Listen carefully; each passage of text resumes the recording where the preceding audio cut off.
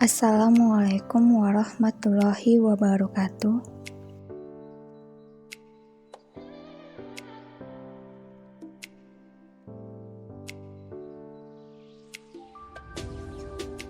Bimbingan bagi anak cerdas dan berbakat.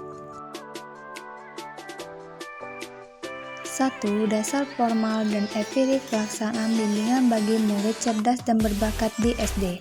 Pasal 24 ayat 1 menegaskan bahwa setiap peserta didik berhak mendapatkan perlakuan sesuai bakat, minat, dan kemampuannya. 8. Alasan perlunya layanan pendidikan khusus bagi anak cerdas dan berbakat menurut Utami Munadar. Menurut Wardiman Jojonegoro, secara statistik jumlah murid yang termasuk anak berbakat sangat besar. GBHN 1993 telah mengamatkan bahwa anak didik berbakat istimewa perlu mendapatkan perhatian khusus agar mereka dapat mengembangkan kemampuan sesuai dengan tingkat pertumbuhan pribadinya.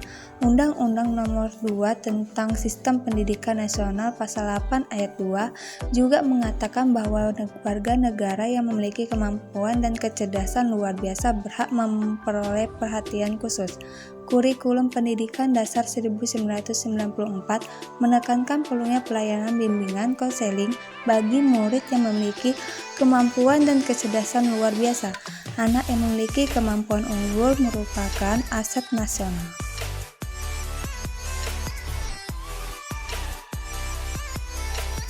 Dua, pengertian murid cerdas dan berbakat.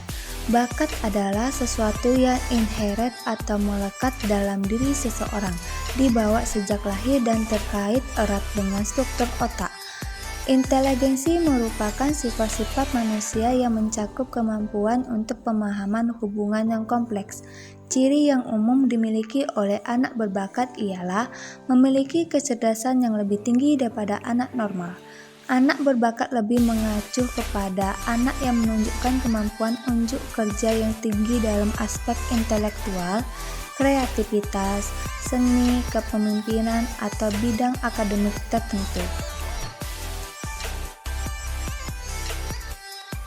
3. Kebutuhan dan karakteristik murid cerdas dan berbakat. Perkembangan fisik, perkembangan kognitif, perkembangan emosi, dan perkembangan sosial. 4. Identifikasi murid cerdas dan berbakat. Identifikasi murid cerdas dan berbakat dapat dilakukan sedini mungkin, yaitu pada usia 1-2 tahun. Pada usia yang lebih tua, yaitu 2-6 tahun, identifikasi anak cerdas dan berbakat dilakukan dengan lebih rinci. Identifikasi anak berbakat tidak berhenti pada usia 6 tahun, tetapi terus berlanjut sampai anak masuk sekolah bahkan sampai ke perguruan tinggi. Tahap identifikasi murid cerdas dan berbakat di sekolah. 1. Tahap penjaringan. Tahap penjaringan murid cerdas dan berbakat di sekolah dapat dilakukan dengan menganalisis data prestasi belajar. Usia kronologis, nominasi oleh teman sekelas, orang tua, dan guru. 2. Tahap seleksi. Tahap seleksi dilakukan terhadap siswa yang telah lolos tahap penjaringan. Tahap seleksi dilakukan dengan tes.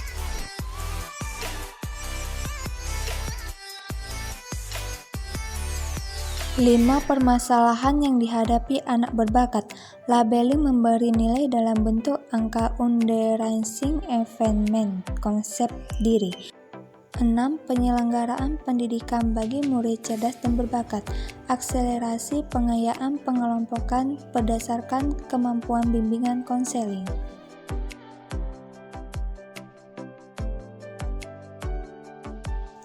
7. Teknik bimbingan bagi murid cerdas dan berbakat. Layanan bimbingan bagi murid cerdas dan berbakat tidak diarahkan kepada layanan yang bersifat eksklusif, melainkan dikembangkan secara terpadu di dalam sistem bimbingan yang ada. Murid cerdas dan berbakat dipandang sebagai suatu keutuhan pribadi, sehingga program layanan bimbingan yang dikembangkan mampu menyentuh semua dimensi perkembangan pribadi secara utuh. Dimensi keutuhan perkembangan pribadi yang dimaksud mencakup unsur-unsur berikut ini. 1. Pengembangan ranah kognitif atau intelektual. 2. Pengembangan ranah afektif. 3. Pengembangan ranah fisik. 4. Pengembangan ranah intuitif. 5. Pengembangan ranah kemasyarakatan. 8. Penyelenggaraan kelas unggulan sebagai model bimbingan bagi murid cerdas dan berbakat. Pengertian kelas unggulan PBM di kelas unggulan, model-model penyelenggaraan kelas unggulan di SD, kelebihan dan kekurangan model kelas unggulan, bimbingan bagi siswa kelas unggulan. Terima kasih. Assalamualaikum warahmatullahi wabarakatuh.